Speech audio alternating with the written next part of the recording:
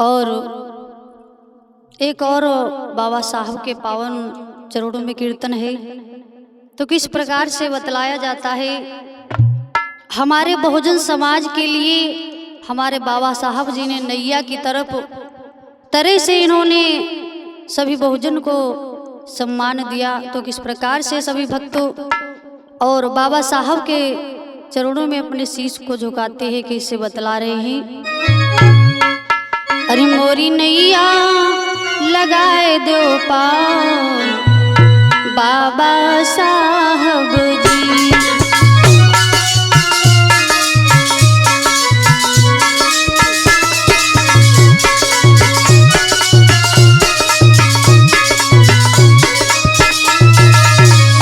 मोरी नैया लगाए दो पार बाबा साहब जी।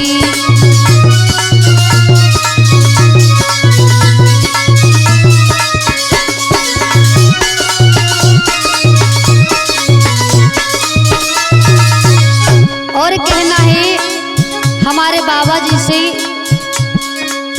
जही नैया पे मेरे पुरखा उतरे,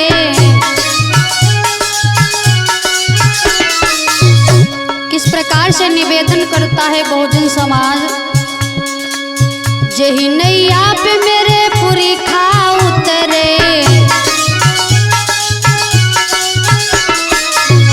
यही नैया पे, यही नैया पे मेरो अधिकार ओ साहब बाबा जी।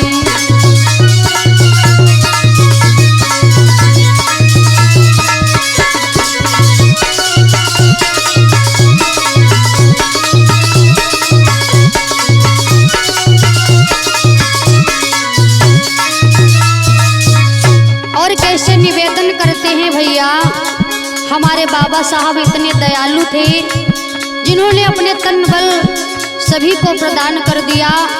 और कैसे बतलाया जाता है बाबा साहब के बारे में, यही नैया से धनु बल बाढ़े,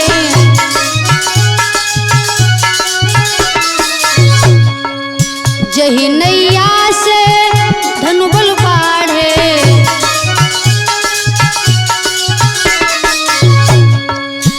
हाई लोगवा करे सम्मान, हाई लोगवा करे सम्मान बाबा साहब जी। दया हो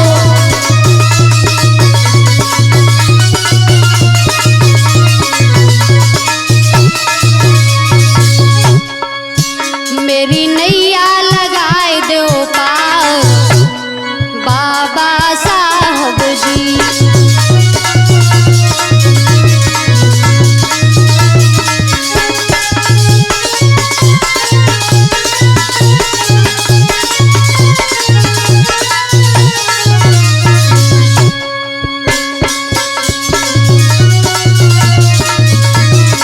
जय हो। और कैसे बतलाते हैं भक्त बाबा साहब से निवेदन करते हैं, बाबा यही नैया की नींव पुरानी,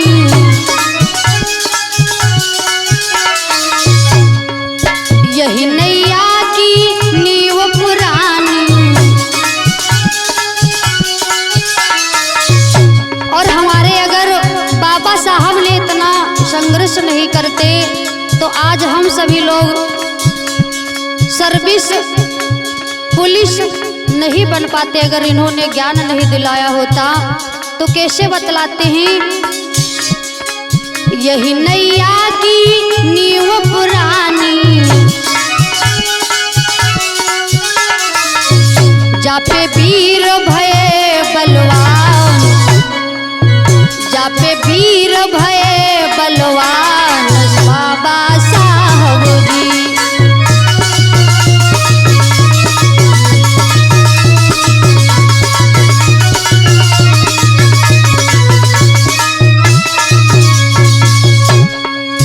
मेरी नैया लगाए दो पार बाबा साहब जी।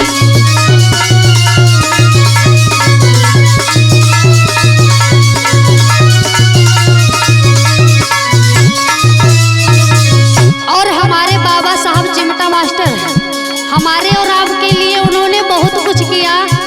जानते हो भैया अर्गन मास्टर,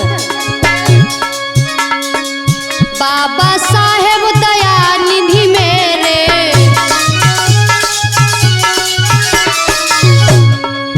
बाबा साहब दया निधि मेरे,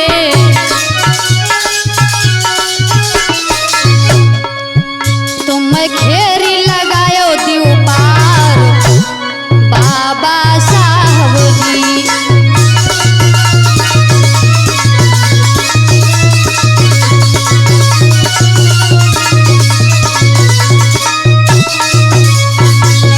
मेरी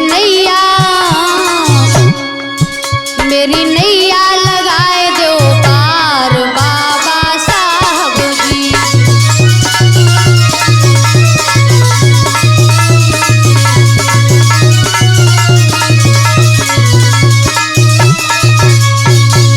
बोलिए बाबा साहब की।